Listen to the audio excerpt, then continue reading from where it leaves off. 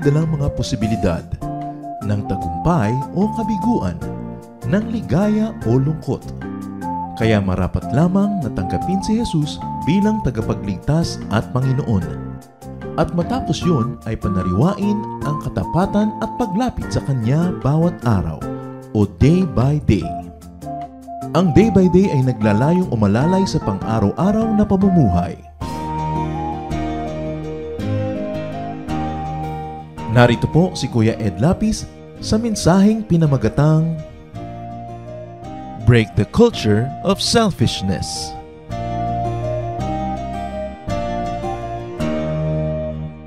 Katulad nga nung isa sa mga very famous literary pieces sa atin po, Ibong Adarna, na pag-aralan yan sa high school. Ewan ko lang kung natandaan. Merong sakit, yung hari, kaya yung mga anak niya ay nagpunta sa bundok dahil daw ang makahuli ng Ibong Adarna at dinala yung Ibong Adarna sa hari at makantahan yung hari, ay gagaling siya. Kaya lang may problema dahil yung Ibong Adarna ay magaling kumanta. At kapag kumanta na siya, ang sino mang makapakinig ng kanyang kanta ay sobrang nabibighani, inaantok at nakakatulog. At kapag sila ay nalaglagan ng droppings ng Ibong Adarna, sila ay nagiging bato. Hindi po ba natatandaan yung istorya? Yan yung istorya pero napakalaking talinghaga. Sapagkat sa ating buhay, laging merong Ibong Adarna tayong hinahabol. Yung kalutasan sa ating mga problema, kalutasan sa ating mga kung ano-ano mga katanungan at mga kasagutan sa ating mga pangangailangan. Pero, napakadali na malibang kapag may narinig tayong mga ibang awit at napakadaling makatulog at maging bato ka. Kaya maraming tao hindi sila nakakarating doon sa Ibong Adarna dahil nagiging bato. Kaya sa atin man po mga pangarap, mga adhikain sa buhay, maging kabanalan man yon, kabutihan, nalilibang tayo ng kung ano-anong mga awit ng sanlibutan at tayo nagiging bato. Kaya ano pong ginagawa daw ang payo para hindi ka makatulog? Hinihiwa nila ang kanilang laman at pinipisaan ng dayap. Asido.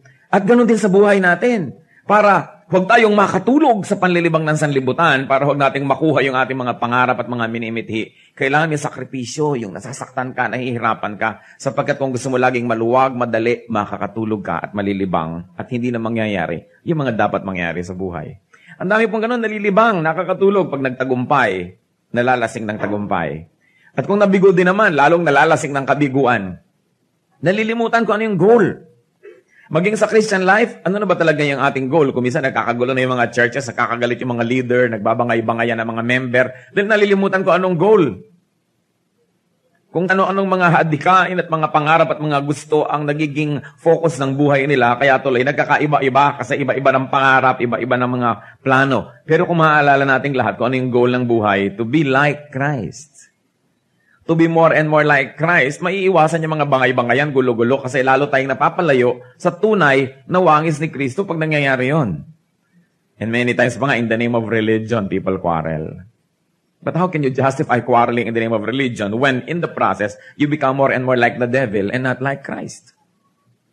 So kung ako'y magiging kamukha ng demonyo, hindi na ako lalaban at hindi ko na ipaglalaban yan dahil papalayo ako doon sa tunay na goal. In becoming more and more like Christ, Jesus must increase and I, the letter I, must decrease. At yan po ang ating mensahe, break the culture of selfishness. Heavenly Father, we pray for a simple message. Dalangin po namin, Panginoon, kami po inyong kausapin, katagpuin, at nawa, Panginoon, ang inyong pong kabutihan, maging totoo sa aming buhay, maging ganap at mamunga ng mga kabutihan. Humihiling kami, Panginoon, na kausapin mo po kami. Nawa, bigyan mo kami ng kakayahan na maunawaan kayo, maipamuhay namin ang katotohanan ito. Tinatanggihan namin ang anumang mga kalikuan, mga kabaluktutan at mga kasinungalingan mula sa aming spiritual enemy. Tinatanggap lang namin, Panginoon, ang inyong pong katotohanan, nagpapalaya at nakapagbabago sa amin. Holy Spirit, we pray that you will descend upon us, infill us with all what it takes to understand the mysteries of God's Word. And may you give us the wisdom to apply these truths in our lives. Aming Ama, kami po'y nagtipon-tipon upang kayo'y dinggin, hindi ang aming kapwa-tao lamang. Kaya kayo po ang magsalita. May you use your servant as a footstool of your glory. May you speak through your servant's mouth, but be the speaker, O Father. We seek that this word coming from you may heal, may challenge, and may give us peace. In Jesus' name we pray with thanksgiving. Breaking the culture of selfishness. Bago tayo mag-umpisa dyan, isipin natin, gaano ka kaya ako makasarili? Gaano kaya kayo makasarili? Sapagkat ang taong makasarili, hindi mangyayari sa buhay niya yung gustong mangyari ng Diyos. Sapagkat yung mga ibig lang niya ang magaganap, yung gusto lang niya ang masusunod. At meron pong 3 hakbang na nais ko ngayon na imungkahi upang tayo ay lumago sa pananampalataya and we break the culture of selfishness. And one of that is that Christ must increase. Christ must increase. Sabi diyan napakahalaga po itong si John the Baptizer nung ang Panginoong Hesus ay nandiyan at naglalakad. Sabi niya sa kanya mga alagad, kasi marami na siyang followers sumunod kayo sa kanya. Hindi kailangan sa akin kayo sumunod habang buhay. Introduction lang ako. Hayan na siya, dumating na yun totoo. Tagapagbukas lang ako ng pinto. Pero yan ang totoo, the real thing. Sumunod kayo sa kanya. Iwan nyo na ako. Mahirap yatang sabihin para sa isang leader o founder o orig na nag-umpisa ng isang ministry yung umalis na kayo, sakit sa kanya na kayo sumunod. Pero sabi ni John, he must increase and I must decrease. Napakagandang statement. Sapagkat alam ni John na hindi naman siya ang dapat mag-increase, kundi ang Panginoon. So sa ating pong journey in our spirituality, Christ must increase. At paano mangyayari yan? Una, under that one idea, our thoughts should conform more and more to Christ's thoughts. Dapat kung paano tayo mag-isip, ay laging papalapit ng papalapit at lalong nagiging kamukha kung paano mag-isip ang Panginoon. Kung minsan nag-iisip tayo sa isang paraan na makakabigay ng kasiyahan sa ating boss para matuwa siya sa atin, para tayo magkaroon ng increase. Ang mga anak nag-iisip sa paraan na makakatuwa sa kanilang magulang para yung favor ng kanilang magulang ay patuloy nila makamit. Siyempre, yung mga sip-sip, nag-iisip yan kung paano mag-iisip yung pinagsisip-sipan nila para yung sa iisipin nila, gano'n ang iniisip nung nakakataas para magkaroon na naman sila ng pabor. Sino po ba ang gusto nyong i-please with the way you think? Pero ang sabi dito, our thoughts should conform more and more to Christ's thoughts. Isa yan sa mga goal natin doon sa Christ must increase. Dapat mas lalo habang dumadaan ang araw, ang mga linggo, ang mga buwan, ang mga taon, yung paraan ng pag-iisip ko, nagiging kamukha ng pag-iisip ni Kristo. Yung may nahuling babaeng nangangalon niya, hindi niya pinagsasampal, hindi niya pinagsalita ng masasakit, kundi, sabi niya, sin no more. Hindi kita i-judge. O tayo ba judgmental pa rin? Pag may nabalita ka nagkamali, i-judge mo agad. Hindi ka kamukha ni Kristo. Ang sabi niya, when one forces you to walk 1 mile, walk with him 2 miles. Pag merong gumahingi ng mga ganung pabor sa atin, sobra ka na, tama na. Meron agad na mga hanggana na ating mga kabutihan, pero hindi tayo kamukha mag-isip ni Kristo. Noong merong mga dapat pagalingin, Sabat, oras ng pahinga, nagtrabaho siya at pinagaling niya. Kung sasabihin natin, kasaka ka na. Pagod na ako Hindi tayo kamukhang mag-isip ni Kristo.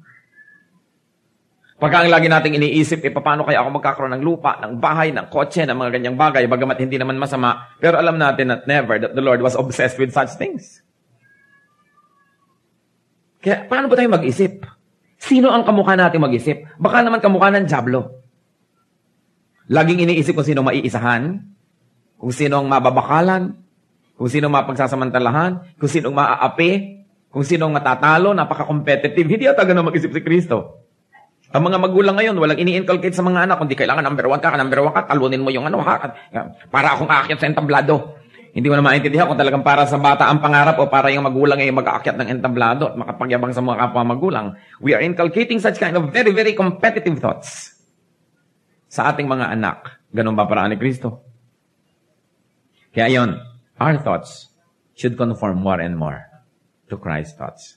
Pag meron tayong gagawing desisyon, meron tayong gagawin, ang tanong agad paano kaya mag-iisip si Kristo kung siya ang nasa aking sitwasyon? At dapat gano'n ang aking paraan. Ang sabi pero sa Romans 12:2, do not conform any longer to the pattern of this world, but be transformed by the renewing of your mind. Ang unang-unang pagbabago at ang pinakamahagang larangan ng pagtutunggali sa pagbabago, dito nangyayari sa isip. Sapagkat pag natalo na tayo sa isip, susunod na lang yung katawan na magpapatalo. Pero pag sa isip tayo nag-decide na manalo over sin and over temptation, tayo ay mananalo. Ang katawan po'y sunod-sunuran lang yan sa isip Kaya nga ganyan ang suot nyo ngayon kasi nung nagbibihis kayo, sabi ng utak nyo, itong isusuot ko. Whether dahil wala na kayong ibang isusuot o ito talagang gusto nyong isuot, pero inisip muna ng isip nyo na yun ang isuot nyo. Alam nga naman paglabas, ay, bakit ko ito suot? Di ba? Kasi inisip nyong suot nyo yun. Napaupo kayo ngayon dyan dahil yung pagpasok nyo sa bulwagang ito, sabi ng utak nyo, doon ka maupo. Kaya kayo naupo dyan eh. Sa katunayan nga, kaya kayo narito ngayon dahil once upon a time, maybe kanina lang na alas 4 ng hapon, o nung isang buwan pa, inisip nyo na, napupunta kayo ngayon dito. At dahil nagdesisyon ng utak nyo, sumunod ang inyong katawan. Sa utak ang labanan. Kaya yan ang dapat bantayan. Kaya nag-iisip ka pa lang, pupunta kaya ako bukas sa ganong lugar, sa ganyan. Kailangan doon palang manalo na kayo. Iniisip niyo pa lang na naku, bukas makikita ko yung aking kalabang mortal. Pag nakita niyo bigla niyong inisnabi, ibig sabihin kasi, nung nag-iisip kayo sa inyo, iisnabin ko siya. Pero pag sa inyong pag nakita ko siya, agad ako magbubukas ng suman at bibigyan ko siya ng suman. Di ganun nga po ang mangyayari. Kaya napakasabi dito sa Romans 12:2, do not conform any longer to the pattern of this world. Huwag na kayong sumunod sa uso. But be transformed by the renewing of your mind. Maiba kayo, huwag kayong makiuso. At paano maiiba? Baguhin ang isip, ang takbo ng utak. Sa atin pong katutubong kultura, meron niyang ideya niyan eh, yung paghuhunos dili. Maghunos dili ka. Kadalasan sinasabi lang sa drama, sa radyo o sa pelikula. Pagka mayroong galit na galit, maghunos dili ka. Kasi yung maghunos, ibig sabihin nagpalit. Yung mga ahas, ay may naghunos ng balat. Yung tinanggal niya yung balat niya, nagpalit na siya. At dili, siyempre dili, thoughts. Kasi sabi, maghunos dili. Meron pa tayo yung institution yan sa ating kultura, pagbabagong loob. Kaya actually, yung atin pong ancient culture, shoot na shoot sa mga ideya ng Biblia eh. Sabi niya, tayo magbagong loob. Sa loob nagbabago kasi susunod na lang yung labas.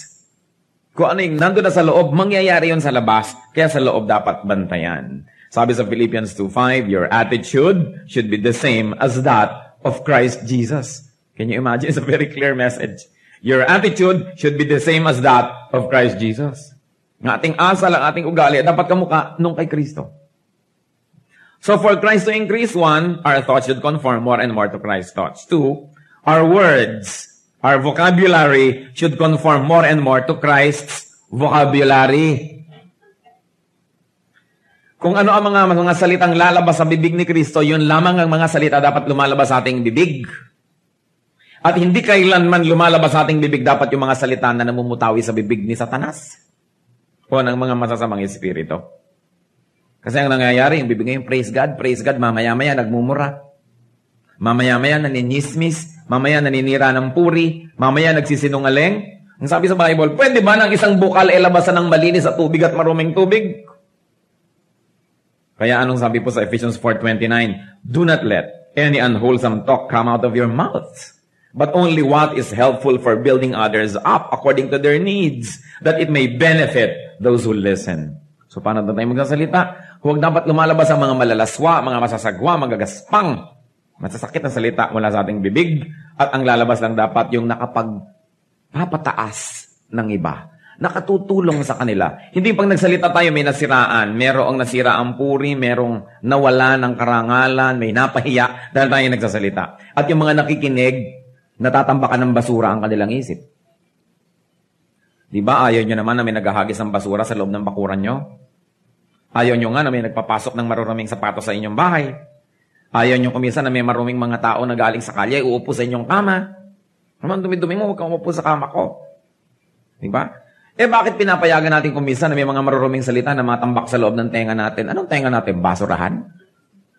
At kuminsan hindi natin iingatan na ang salita natin parang basura na papatambak sa tenga ng may tenga. Ganon din yun. Mas masama pa nga yun eh. Kaysa maglagay kayo ng totoong mga basura sa inyong kapitbahay, mas masama na magsalita tayo ng pangit, narinig ng iba, pumunta sa tenga nila yung basura. Pollution pa rin yun. Moral pollution. Sabi, ingatan natin. Minsan, ingat na ingat ka, huwag ka manigarilyo, baka maubuhin yung katabi mo. O kailangan mabango ka, baka ma-offend yung katabi mo. Di po ba? Hindi niya maintindihan kung ano to. Adobo o paksiw. Hindi, tao. Pero ang point, yung bibig natin, pag nagsalita, anong klaseng mga basura ang nadidinig ng iba? Pinag-iingatan din yun. Kaya sabi, our vocabulary should conform to Christ's vocabulary. Kung ano ang mga salitang namumutawid sa kanyang labi, paano siya kikibo sa ganito at ganong pagkakataon, dapat natin yun pag-aralan.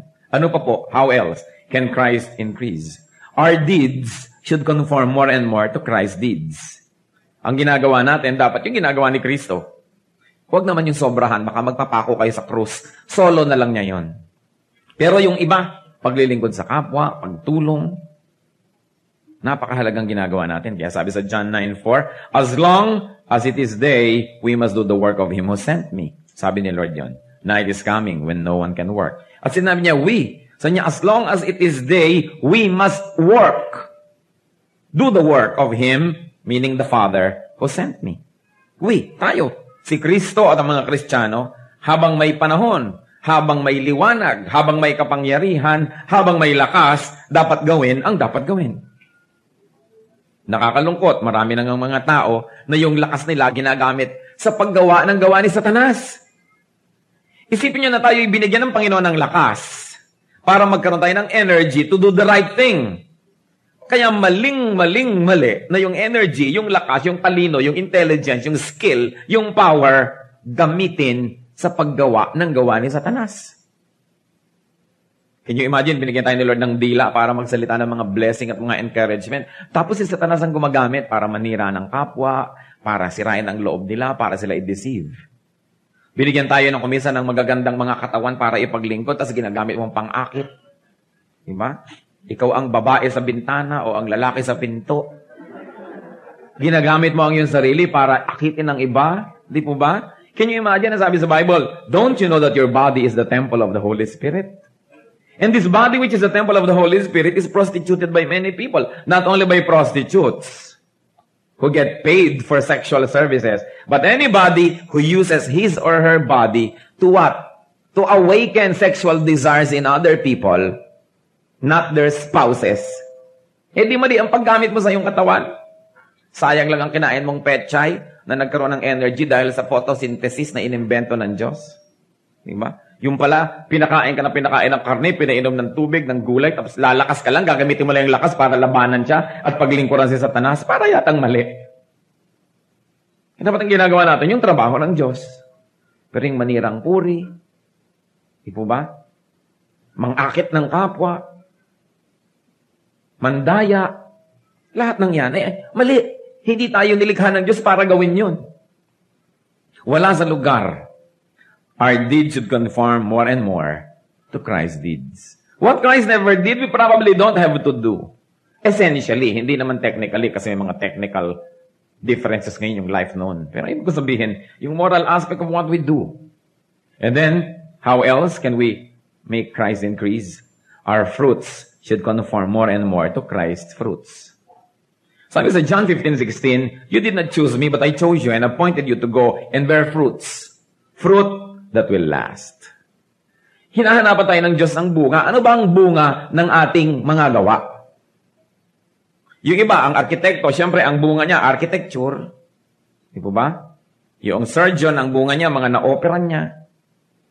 Yung farmer, ang bunga niya, yung naitanim niya, mga namungang halaman. Pero ano ba talaga dapat ang bunga ng Kristiyano? Di po ba kabanalan sa sarili, pagiging kamukha ni Kristo, at another Kristiyano? Yung mga hindi Kristiyano, dahil sa yung paglilingkod, pagtuturo, pag-aakay, pananalangin, pagtulong, naging Kristiyano, yun ang bunga natin. Kasi yun ang bungang hinahanap ng Diyos. Maganda din naman kumisa na marami kayong award, marami kayong medalya, marami kayong accomplishment, bunga rin yun. Pero hindi naman yun ang hinahanap ng Diyos eh. Ang hinahanap ng Diyos sa Kristiyano, kabanalan, at another Christian na naging Kristiyano rin dahil sa kanyang paglilingkod. Yung iba extra lang ang naghahanap lang kumisa noon sa libutan. Dami mo namang medalya. Di po ba? Dahil ikaw mayroong pinakamakinis na binti sa balat ng lupa. O ano ngayon? Di ba? Sometimes accomplishment din yon, pero hindi naman kasali sa binibilang sa eternity. Ikaw ang pinakamabilis magbasa. Si Teresa Calderon, Filipina, once upon a time, was the fastest reader in the world. Okay lang naman yun. Mabuti ko, binabasa mo, Biblia. Kung mga binabasa mo, mga horoscope at mga hula, mabuti pa, illiterate ka na lang. Hindi ka na marunong magbasa. Napahama ka lang lalo. O ikaw ang fastest woman in Southeast Asia. O ano ngayon sa kapatungo? Takbo ka ng takbo, wala ka nararating. Para ano? Para lang fast ka, yun lang. Ano ngayon ang katuturan? Marami po tayong pinagsasayangan ng oras. Hindi ko binabaliwala ang sports, don't get me wrong. Na kahit ang layo-layo, tumatakbo ka, nakapikit ka, pag hagis mo ng bola, shoot. O ngayon, so what? Ngayon, kung yun dahil exercise mo, lumulusog ka at yung kalusugan mo, maya-maya, matapos mo mag-basketball, gagamitin mo sa pagmimisyon, sa paglilingkod sa mga kawawa at mga naaapi. Yun, kaya ka dapat malusog. Pero hindi ka lang malusog for health's sake. Kadalasan nga, lumusog ka pa, naging sex symbol ka patuloy lalo. Di ba? Lalo ka napahamak, mabuti pa na mukha kang bariles, malayo ka sa temptasyon. So ano nga ba yun? Ang fruits natin, kamukha dapat ng mga fruits ni Kristo. Yung hindi natin ipagkakapuri sa Panginoon, pagharap natin sa Kanya, well, some of them may be useful here on earth, pero hindi naman natin dapat pagkamatayan na ma-achieve ngayon. Make sure that the things you are living for are worth dying for. And if they are not worth dying for, then they are not worth living for. Para ma-simplify natin ang buhay. So, how can we break the culture of selfishness? One, Christ must increase. Because as Christ increases, yung selfishness, lumiliit yun. Second, di ba una, Christ must increase? Second, how we can break the culture of selfishness? Others must increase. So, dalawa yung nag-i-increase. Si Kristo at kapwa. Look to the interest of others. Sabi sa Romans 12:10, honor one another above yourselves. Para ang culture of selfishness ay mawala, lumiit, ma-minimize, dapat pahalagahan ko ang kapakanan ng iba. Kristiyano, totoo ba yun? Kita niyo sa mga jeepney, lahat nagsisiksik ang umupo doon sa dulo, yung madaling bumaba. Kaya kahit merong isang kuba na sumakay na may dalang 3 toneladang dalagang bukid, bahala siyang sumuot sa kaloob-looban, basta dito ako sa dulo. Bakit? Para madali akong bumaba. Selfishness. Mga Kristiyano, mahiya kayo kung kasali kayo dito talaga. Huwag na tayong lumayo, dito lang sa mga upuan Yung mga iba gusto dulo sila. Dito sa dulo, sa may malapit sa aisle. Kaya sukdulan na mag-step, magpiko at magpagulong-gulong yung uupo. Basta pasensya ka, dito ako sa dulo. Nakakatuwa sana makitang ikaw na yung uurong dahil may uupo. Di madali ang buhay. But, look to the interest of others. Mahalaga yun, katangian ng isang Kristiyano. Hindi lang sarili. And then number 2, consider others better than yourselves. Sabi sa Philippians 2:4, each of you should look not only to your own interest, but also to the interest of others. At napakahalaga nga na, sabihin natin, yung interest niya mas mahalaga sa interest ko. Kaya naman, mauna ka na sa pinto. Hindi, mauna ka na. 3 linggo na, wala pang mauna. Hindi naman ganun ka-OA. Hindi ba? Pero magbibigay ka sa kayong kapwa. Kung minsan sa church na lang mismo, nakakalungkot yung selfishness. Kitang-kita mo. Mauna na ako. Pag may buffet na handaan, ako, ano yung plato mo? Mount Hibok-Hibok o Mount Pinatubo? At dahil yan Mount Hibok-Hibok, yung kasunod mo, Central Plains of Luzon. Wala na siyang mailagay kasi kinuha mo na ang lahat. Sobra naman. Tsaka yung mga kumakain niya sa mga fast food na put all the salad that you can. Grabe, hindi ko alam kung sila ay mga arkitekto o mga magician. Bakit sa kaprasong plato'y 3 toneladang salad ang nagkasya? Ayaw nang tumubo yung restaurant. Pag lahat ng tao ay katulad nyo, magsasara na yun bukas. Wala naman lang pakipag-ibig sa kapwa. Gusto nang siya na lang ang magbusog sa halagang kung magkano man. May kasama pang mga 3 doon sa mesa yon. May tigit-tigis ang tunador at nakakain na silang lahat, isa lang nagbayad. Di ba nakakahiya yata yun? Kaya dapat ibigay sa ganun mga tao na plato, tansan. Sige, tingnan ko lang kung hanggang saan taas mo yan magagawa.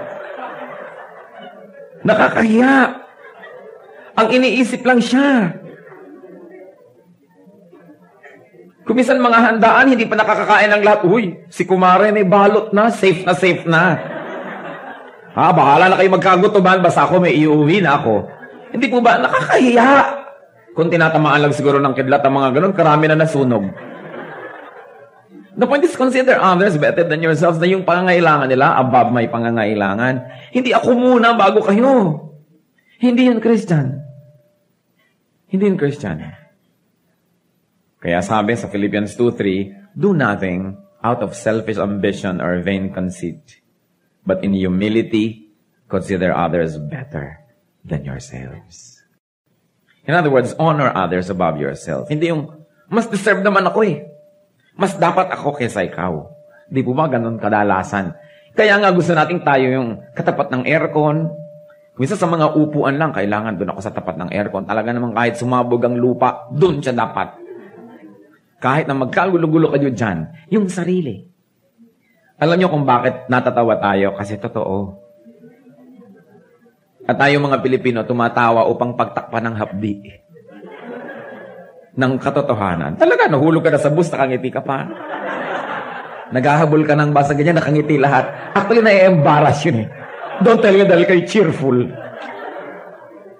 Sinabi na rin naman yan ni Percy Bysshe Shelley na paborito ko i-quote. We look before and after and pine for what is not. Our sincerest laughter with some pain is fraught. Our sweetest songs are those that tell of saddest thought. Totoo naman. Kaya isipin po natin yan. Tayo ba ay Kristiyano? Dapat naman, pinauuna natin yung iba. Iniisip natin yung iba. Hindi lang sarili. At hindi lang asawa ko o anak ko. Ang isa sa mga pinakamabilis mang-corrupt ng pagkatao, yung magkaasawa at magkaanak. Mawala na lahat ng asawa ng may asawa, basta yung asawa ko meron. Diba? Magutom na lahat ng anak ng may anak, mawala na kayong lahat, basta yung anak ko, meron. Eh bakit? Yung batang yun, di ba anak din yun ng kung sinong magulang? Kaya ang nangyayari sa mga kumpanya, yung mga matataas ang mga posisyon, ang iniisip, ang anak ko, ang anak ko, ang anak ko. Hindi na iniisip yung anak ng mga maliliit na manggagawa. Kaya uwi-uwi na niya lahat ng mga biyaya. Pag magpapasko, yung mga executive give themselves 17th, 18th, 19th month pay. Kasi yung mga maliliit na manggagawa, Noche Buena na, wala pa yung 13th month pay. Kaya tuloy wala nang mabiling manok. Dahil alas 7 na ng gabi bago mamili si Mrs., bago maibigay. I mean, how can you be kind to your child and forget that other parents also have tender spots for their children? Ang bilis mag-corrupt. Yun ang maraming mabubuting anak nung nagkaasawa, naging walang kwentang anak eh. Nalimutan na yung nanay. Asawa na lang niya at anak niya ang mahalaga, nalimutan na yung magulang. Nagpapatay mali siya, parang iniisip niya, siguro may mga anghel na dumadapo galing sa bundok na binibigyan yung mga magulang niya ng mga supply. Samantalang siya naman, yung asawa niya, gangga, santol na yung mga hikaw. Yung mga anak niya, talaga namang lahat eh. Pero nalimutan na yung iba. Ba, may katulong kayo, may anak yon, hindi ba anak din yun ng tao? Yung bang anak nyo, dahil lang amo kayo, mas tao kaysa sa anak ng katulong? Do not give to Peter by stealing from John. Because that is still stealing. Di po ba ganun? Pag may mahal tayo, natututo tayo magnakaw, natututo tayo maging makasarilit, maging sakim. Pero yung pala, mahal niya yun eh. Kaya dapat lalong maintindihan mo na mahalin din ang iba. Pagka nga nagiging magulang ka, lahat ng bata gumaganda sa tingin mo eh. Kasi yung mga anak mo maganda sa tingin mo. Therefore, yung anak noon, kahit ano bang bata ito, pero maganda yan sa tingin ng nanay niya. At isa sa alang-alang din natin yun. So, honor others above yourself. That is what Christianity is all about. Alam niyo, isa sa mga dahilan kung napakabilis lumago ang Christianity noon, noong panahon nila Pedro, panahon nila Paul, nakita kasi ng lahat kung paano magturingan, paano magmahalan, paano magbigayan yung mga Kristiyano. And you know, love is very attractive. Sa katunayan, kung i-x-rayan lahat ang puso nating lahat, siguro meron tayo isa lahat na need, we want to be loved. Or we want to be loved more. So, paano magiging attractive yung church? Di loving siya. Hindi mo kailangan gumawa ng mga gimmick at kung ano-ano. If there's love, the church will naturally attract people. Paano naman ma-attract yung mga tao kung sa church mismo nakikita yung ganong selfishness? So, Christ must increase, others must increase, and finally, to break the culture of selfishness, I must decrease. Yun ang rule. Binabaligtad ng iba. Others must increase, I must increase. Others must decrease rather, and I must increase. Ganun na nangyayari. Christ should decrease, and I must increase. Ayaw ni Kristo, gusto ko, akong masusunod. Eh di siya yung lumiit at ako lumaki. Siya yung kumonte, ako yung dumami. Parang hindi yata mahirap i-simplify para maintindihan natin kung ano pinagagagawa natin sa buhay. The rule is, Christ must increase, others must increase, I must decrease. Hindi yun nakakalito. Huwag tayong magmaang-maangan at magtulog-tulugan dahil mahirap gisingin ang gising. Somehow, pag gumagawa tayo ng ganun, alam natin, mali itong ginagawa ko. Pero nyo i-justify. Hindi pwedeng justify ng mali. Ninakawan ko si Pedro para ibigay ko kay Juan. Ano ko, Robin Hood? Mali pa rin yun. So nakikita pa natin, I must decrease. Sa King James Version, ang John 3:30, sabi ni John tungkol kay Kristo, He must increase and I must decrease. That's the right mathematics. Sa NIV, New International Version, the same verse, He must become greater and I must become less. Anong nangyayari? Ang dami-daming Christian leaders ngayon, Christ must become less and I must become greater. Hindi ko na sinusunod si Kristo, yung kalooban ko na lang. Ako na yung bida, hindi na si Jesus. Ako na yung sikat, hindi na si Kristo. Baligtad. Kaya pag may kagustuhan tayo, I must decrease. And you know what else must decrease? Religion must decrease so that Christ can increase. Sometimes Christ cannot increase because people are so associated, so attached to religion. Kasi nila, ayaw namin ng teaching na yan, hindi naman yan ang nakasagawian namin eh. Hindi naman yan ang nakasanayan namin. Naku, nabuhay akong ganito, mamamatay na akong ganito, hindi na ako makikinig kahit kailan, sinusian ko na, dekandado, nilunok ang susi. Kaya hindi mo na makukuha to. So, para mag-increase lang yung religion niya, kahit pa nga si Kristo yung mag-decrease. Mag-increase lang yung kanyang religious superiority, kahit mag-increase lang yun, kahit mag-decrease yung salita ng Diyos. Titino ang buhay nating lahat. Maunawaan lang natin maipamuhay kung alin dapat ang lumiit at alin dapat ang lumalaki. Alin dapat yung nag-i-increase at alin dapat yung nag-decrease. Dapat nating isipin, I must decrease. Sabi sa Romans 12:3, do not conform any longer to the pattern of this world, but be transformed by the renewing of your mind. Binasa na natin kanina. So under I must decrease, 1, do not consider yourself more highly than you ought to. Ibababa nyo nga ang pagtingin sa inyong sarili. Huwag naman tayo mag-self-pity. Huwag tayong umimbento ng inferiority, alright? Maging realistic lang tayo, tama na eh. Kasi 99.9% ng mga tao hindi realistic sa pagtanaw sa sarili. Mas mataas kaysa sa dapat ang pagtingin sa sarili. Sabi sa Philippians 2:3, do nothing out of selfish ambition or vain conceit, but in humility consider others better than yourselves. Hindi sinabing others are better than yourselves. Dahil I'm sure a lot of us here will say, that's not true, I am better. Right? And you may even be right. But the point is na sinasabi dito, consider others better than yourselves. Ibig sabihin, kaya totoo kay hindi, ituring nyong mas mataas sila kaysa sa inyo. Kasi pagka itinuturing yung mas mataas siya, gagawin din niya sa iyo yun, tuturing niya mas mataas ka, edi ang sarap ng samahan. Kaysa akong mataas, hindi ako, edi ang gulo. Para yan yung huling langgunisa sa mesa. Iyon na, tapos na ako. Hindi, tapos na ako sa'yo na. Pabalik-balik na yung langgunisa. Walang kumain. Di ba ang ganda nun kaysa yung unahan? Somehow may kakain din nun. Pero ang sarap-sarap na, ikaw na, hindi, busog na ako. Hindi, busog na ako. Ikaw na. Urong ng urong yung plato, yung kahuli-huli ang pyesa. Ganun tayong mga Pilipino, very polite. Walang nangangahas na kumuha ng kahuli-hulihan. Kahit ano yon. At kung may mga ngahas nun, sigurado may superiority complex yun na ako ang nagbayad. Ako ang naglibre, ako ang boss, o ako ang guest of honor. Kasi walang mga ngahas nun kung nagpapakahambol. Naobserbahan nyo yun sa mesa? Urong, sulong, atras, abante yung plato pagkahuli na. Ang bilis na ubos ng mga nauna pa rin yung dulo, ang tagal. Kasi meron tayong paggalang sa kapwa. Kaya hindi naman mahirap ituro sa Pilipino to dahil likas to sa atin. But because of a lot of colonization and negative influences from the outside, kaya naging ganito na-destroy. Do not consider yourself more highly than you ought to. But consider others better than yourselves. Consider lang yun. You may or may not agree na better siya. Pero sabi, ito panurin niya na. Hayaan mo lang, parang talagang ganon. Mas magiging maganda yung samahan. Number 2, do nothing out of selfish ambition or vain conceit. Sabi sa Philippians 2:4, each of you should look not only to your own interests, but also to the interests of others.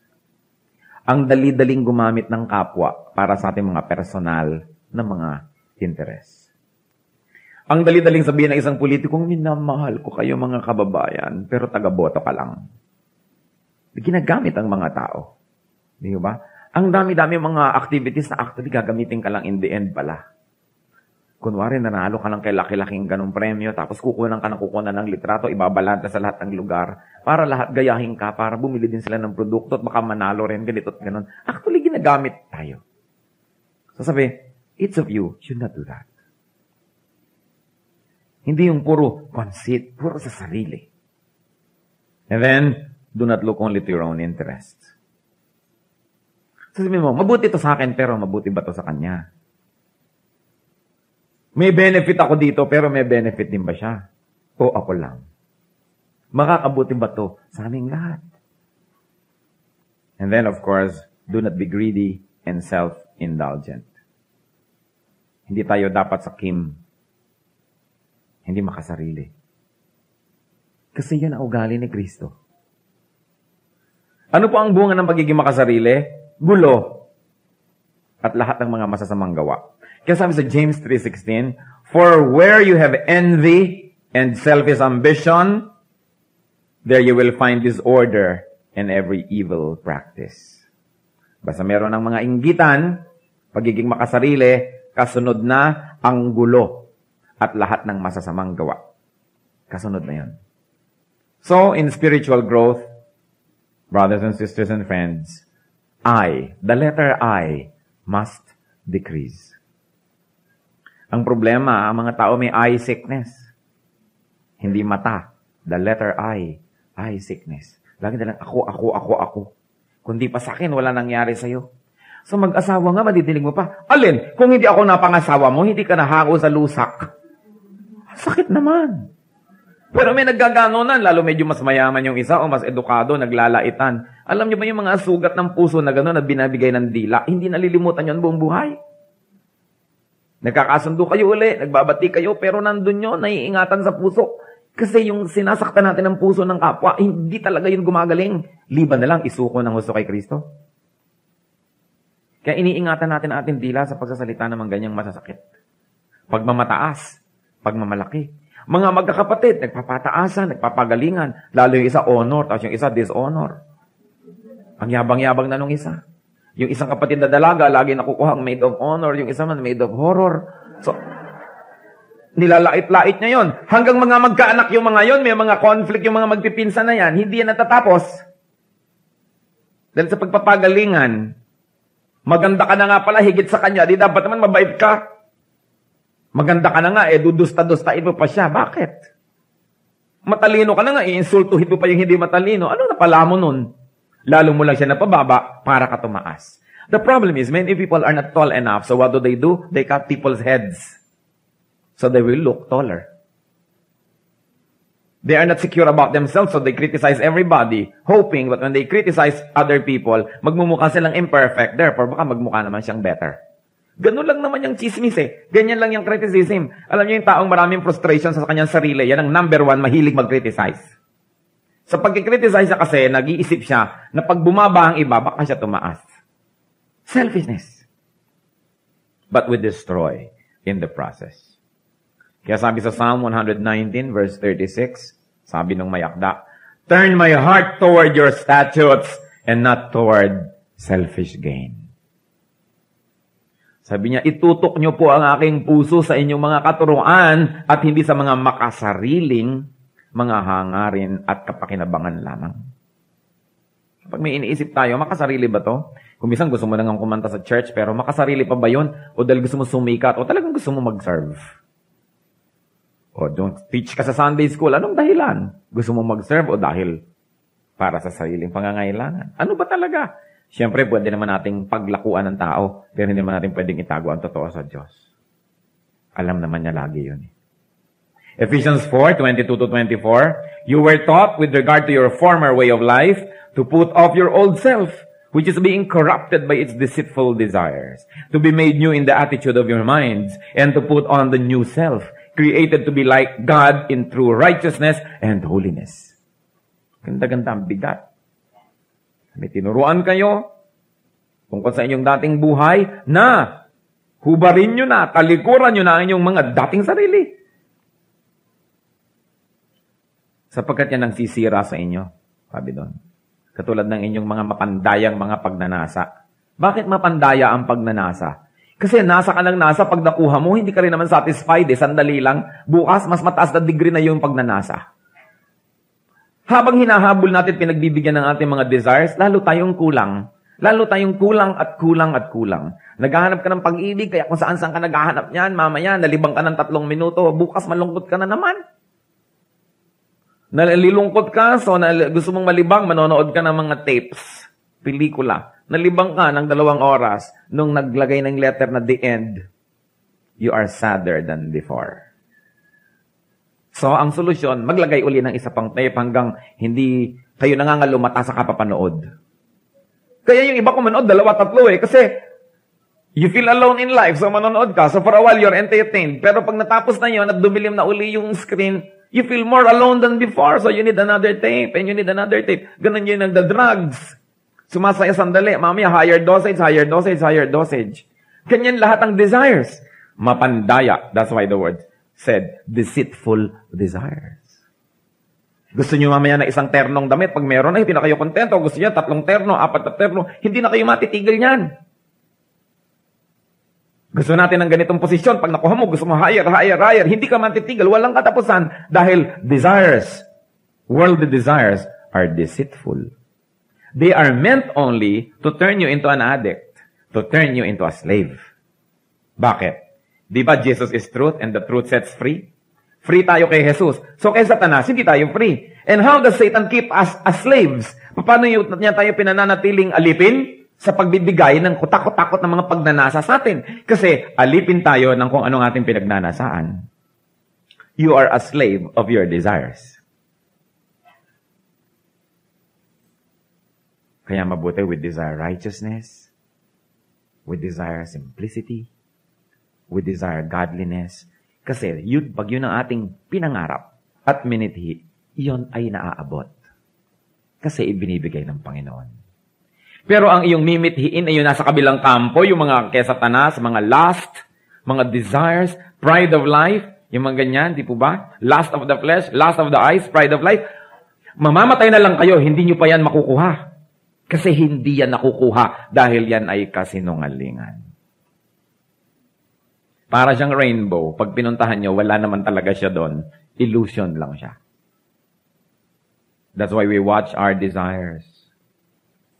Remember this, you are a slave of your desires.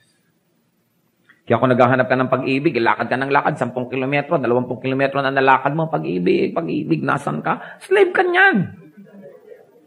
Kung saan-saan ka naghahanap ng mga sulok at mga bundok at mga kuweba, hindi mo yan makikita. Hindi siya totoo. Illusion. So do not be a slave. At kung minsan, nadakma mo sandali, nagkaroon ka, tagumpay, nagkaroon ka ng pleasures, pero sandali lang yan, ephemeral. Nandyan lang habang nandyan. Pag wala na uli, heto ka na ngayon, lalo mong mimithiin na maulit. Kaya habol ka na naman, hanap ka na naman. Naubos ang iyong oras ng kahahanap ng mga maling bagay. Samantalang maraming tamang bagay na pwedeng matagpuan dahil inilagay na ni Kristo. Yung daan na dinaanan ni Kristo patungo sa langit, kung dadaanan mo yun, ang dami niyang iniwan na treasure. Every step of the way, ang dami niyang iniwan.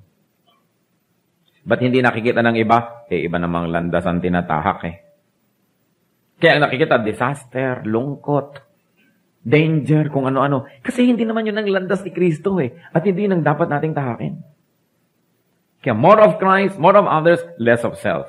Ang sabi sa Colossians 3:9 and 10, do not lie to each other. Since you have taken off your old self with its practices and have put on the new self, which is being renewed in knowledge and in the image of its Creator. So ang nais kong iwanan na hamon sa ating lahat, let Christ increase. Let others increase. Let I decrease. How do we get selfish above our family members? Kayo ba'y isang selfish husband? O selfish wife? Pinaliit na ng pinaliit nyo ang mundo ng inyong asawa kung pwede lang ilagay nyo sa inyong bulsa. Para tuwing gusto nyo siyang parang laruan na nandyan. Kung hindi nyo kailangan, iligpit nyo. Pero anytime kailangan nyo ilabas, nandun siya. Hindi na ba siya pwedeng magkaroon ng career? Hindi na ba siya pwedeng magkaroon ng ibang kaibigan? Hindi na ba siya pwedeng magkaroon ng life? Nag-aabang na lang kung kailan nyo tatawagin. Kumusta kayo bilang asawa? Sinasakal nyo ba ang inyong mga asawa para sa inyong sariling comfort? Alam na alam nyo gustong pumunta sa mga family reunion? Hindi, dito ka. Yung alam na alam nyo ang damdamin eh naghihimagsik eh. Pipilitin yung kayo masunod. Selfishness na yun. Gusto niya magkaroon ng career, gusto pang mag-aral, ayaw niya ng pag-aralin, baka maligawan ka. Yung kung paliliitin kita ng paliliitin para kasya sa bulsa ko, aba, hindi yata ganun yun. Kumusta kayo bilang magulang? Di po ba? Pinapaliit nyo na rin ba ang mundo ng inyong anak para lagi na lang siyang nandyan? Meron akong nabasang isang tula na isang Makata. Hindi daw siya pinag-aral ng kanyang ama dahil gusto katulong siya sa bukid. Hindi ko naman siguro ma-judge yun kung bakit niya ginawang katulong yung anak niya sa bukid. Pero lumiit ang mundo ng anak dahil sa convenience ng ama. Ano yun? Mahal ko ba sarili ko o mahal ko ba yung anak ko? Alin talaga doon? Meron namang mga anak, siyempre napaka-selfish when it comes to their parents. Sarili lang nila iniisip. Meron pa ako narinig, sabi daw ng isang young person, tungkol sa kanyang tatay, halimbawa yung tatay niya si Mr. X. Aba, ang hirap-hirap maging anak ni Mr. X. Sabi ko doon sa teacher, ba't hindi mo tinanong, madali bang maging ama ni Mr. X Jr.? Sarili lang niyang iniisip niya. Mahirap daw maging anak ng tatay niya. Madali kayang maging tatay niya? Dapat iniisip din natin yun. Tayo ba'y mga mabubuting anak? O sarili lang natin ang iniisip natin? Na lahat ng hindi sang-ayon sa gusto natin ay wrong, evil, and demonic. At tayo lang yung angelic and saintly. Kumusta tayo bilang kapatid? Selfish ba tayo? Kung alam mo na may favoritism ang lola mo, may favoritism ang nanay mo, naniniwala ka na nga na mas marami ka dapat deserve kesa sa iyong kapatid na hindi favorite, na enjoy mo na lahat ang mga tiyan ng bangos, kanya ang likod. Sa'yo lahat ang ulo, kanya ang buntot. Sabi kung lagi kayong binibigyan ng nanay nyo ng gano'n, mag-isip-isip ka naman na ilipat sa iyong kapatid. Kasi meron ng paborito ng asya, lalo niyang gustong mangyari yon. Aba, maghunos dili kayo kung kayo mga Kristiyano, kasi hindi yun dapat. Sa mga magkakaibigan, merong lagi na lang siya ang bida, yung gusto niyang masusunod, dito tayo pupunta, itong kakainin natin. Baka naman selfishness na yun. Kaya kita niyo kung minsan, nagbabarilan sa parking lot. Kasi ako magpapark, hindi ako magbabanggaan, magbabarilan. Eh kung ikaw na, hindi, ikaw na, 3 araw na. Ba? Nandito pa sila. Ikaw na. Parang mas matamis ang buhay pagka ganun, di po ba? You know, Christianity is not only a palamuti in our life eh. Kung susundin lang natin ang mga tinuturo sa Biblia, mababago ang planetang ito. Pero paano naman mababago yung planeta? Kung yung church hindi nagbabago at yung puso nung nandun sa church hindi nagbabago. Where does it all start? It starts here. In the mind. Kaya dapat po nating isipin sa patuloy na pag-aaral natin ang salita ng Diyos, paglago, pagpunta sa mga iglesia, mga fellowship at kung ano-ano. 3 bagay. Christ must increase. Others must increase. And I must decrease.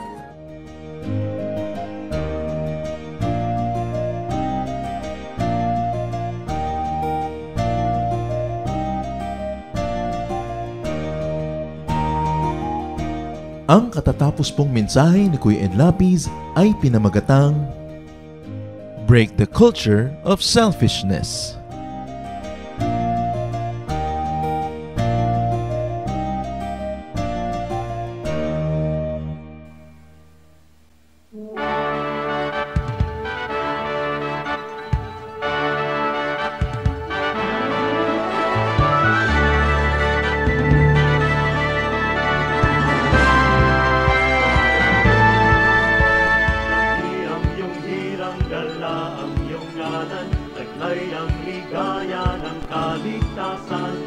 Alak ng puso sa aming dibdib. nagtibay kayo ang dahilan. Uktawin ang nahihimbing na damdamin, isingin ang aming yaring isipan. Tangang lakas ay gawin niyong alipin sa inyo ang pagsamba. Pagsamba, dalis ay napagsamba sa dakilang ngalan niya. Halina sa pagsamba, pagsamba, dalis ay napagsamba sa dakilang ngalan niya. Halina sa pagsamba.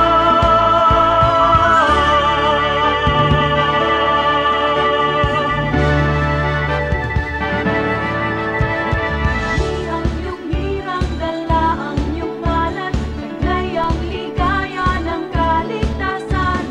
Alab ng puso sa aming dibdibay kayo ang dahilan. Upawin ang nahihimbing na damdamin, isingin ang aming yaring isipan. Tangang lakas ay gawin niyong alipin sa inyo ang pagsamba. Pagsamba, dalis ay napagsamba sa dakilang ngalan niya. Halina sa pagsamba, pagsamba, dalis ay napagsamba sa dakilang ngalan niya. Halina sa pagsamba, pagsamba, dalis ay napagsamba sa dakilang ngalan niya.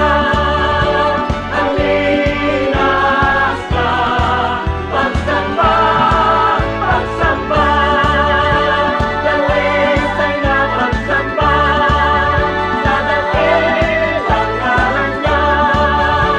Halina sa pagsamba,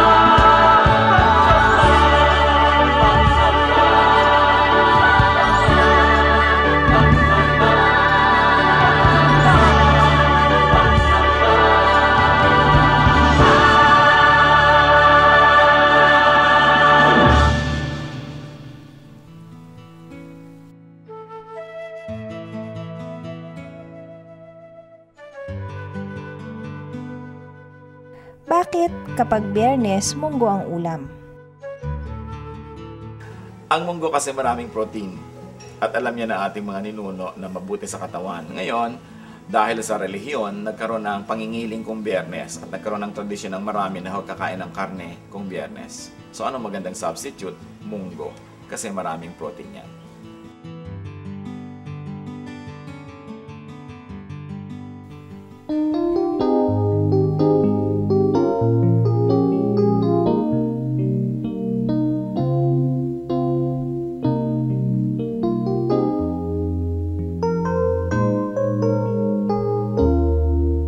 Nang ang buhay ko nooy laging nangangamba,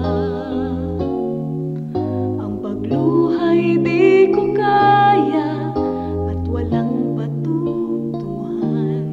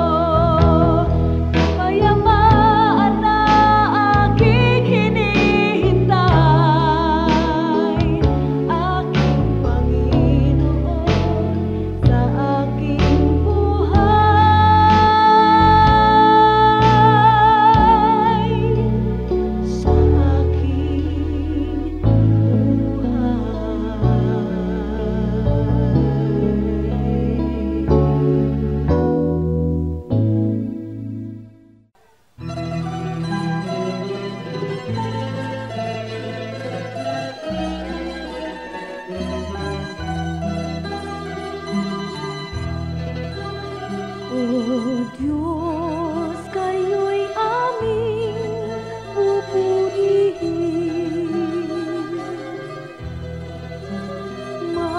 Marapat na ito'y aming gawin. Ang inyong gawa sa amin ay namamasdan. Tunay na dapat kang papurihan.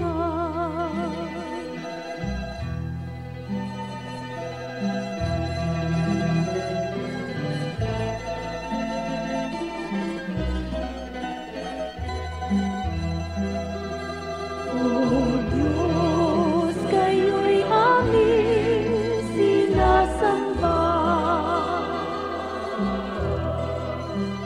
Tunay na Diyos kayo't walang iba.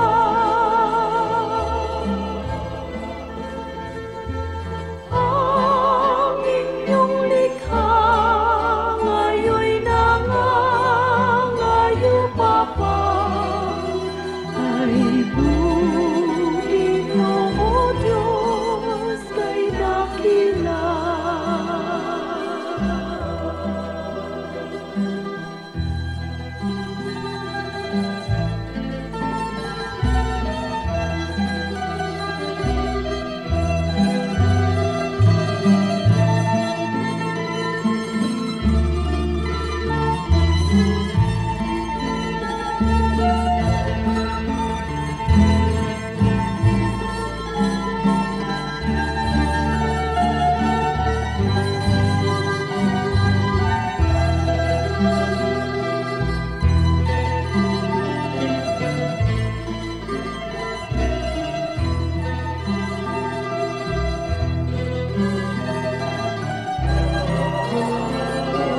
Diyos, kayo'y aming aawitan. Nang awit na sa puso'y sumirang. Awit ng pagpuri at awit ng paggalang. Sa inyo ay amin ang nilalaan. Sa inyo ay amin ang nilalaan.